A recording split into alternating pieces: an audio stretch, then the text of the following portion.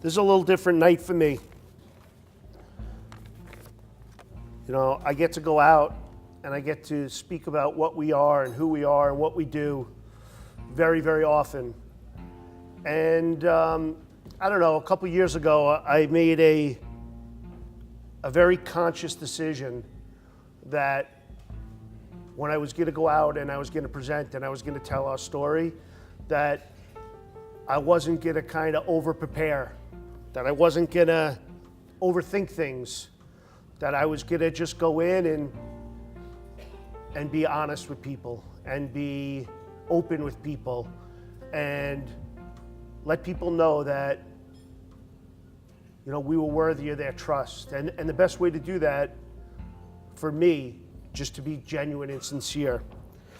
So that's put me in a bit of an awkward position tonight, because that video that you just watched, I saw for the first time yesterday. And that opening minute or so,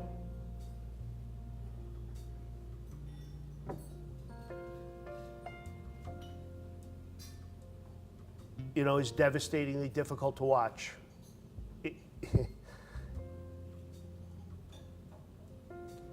Both in a good way and a bad way.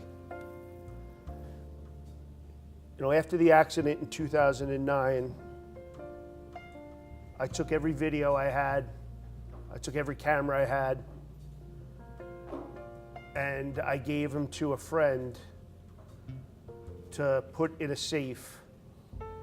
And I figured somewhere along my journey, somewhere along my road to recovery, that I would be prepared to start to watch those again, to watch my kids come to life for a couple of minutes. You know, when we made a decision to create a new video and create a new package about who we are and what we are, you know, I gave access to those videos to the gentleman who created and put this together. And, you know, that's the first time I've heard my kids' voices since, you know, July 24th of 2009.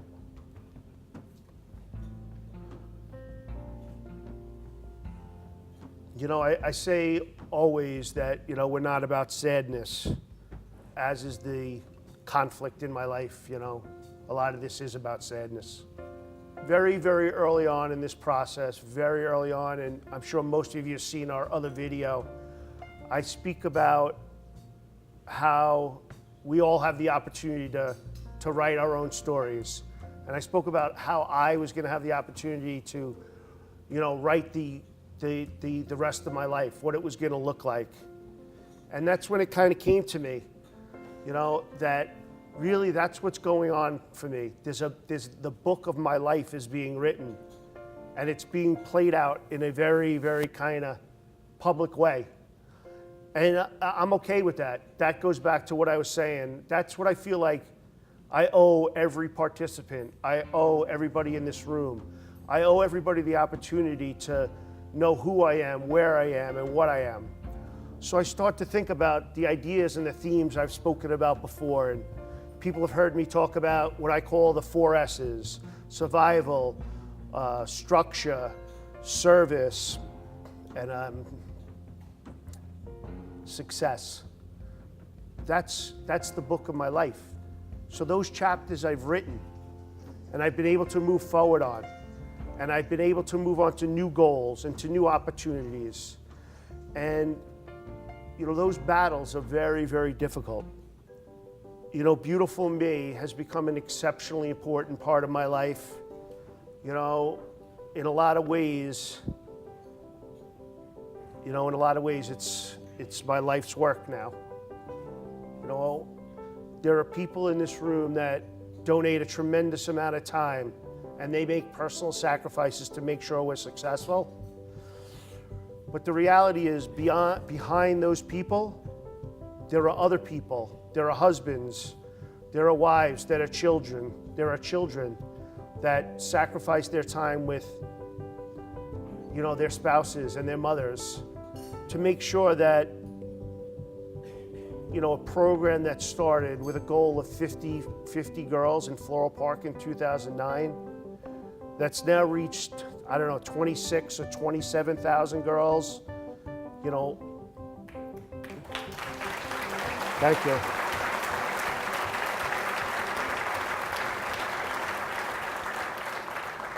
Yeah, it's spectacular. I go out and I talk about, how the goal in the beginning was success and what success was going to be, and that was the first step. And in 2009, success was getting out of bed, it was moving, it was getting to a mass, it was having a meal. Success last week was I was at a 5-year-old birthday party with 20 kids going crazy, and realizing that,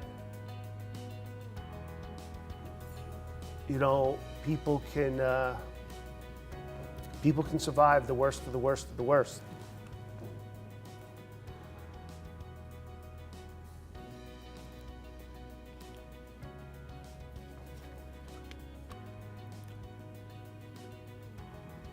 Obviously, I hear very, very often that I couldn't do what you do. I couldn't do what your family does. I never would have survived. But the reality of that is that you don't know. The reality is I would have said that same exact thing on July 25th of 2009. And the reality is that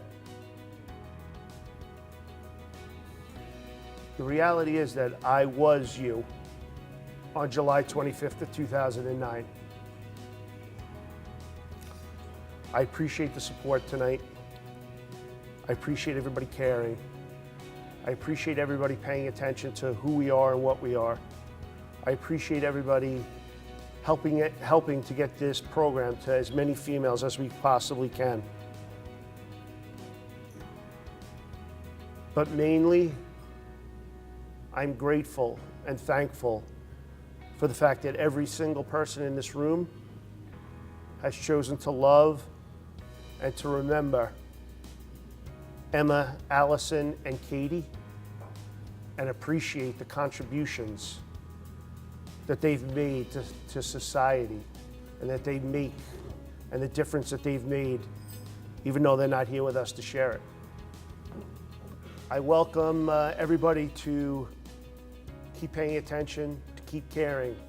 Come back next year and every other day and read the next chapter that gets written.